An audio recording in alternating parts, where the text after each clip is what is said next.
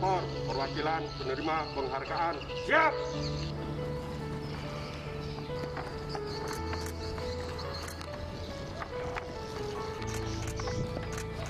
Dalam hal ini, prestasi itu merupakan suatu upaya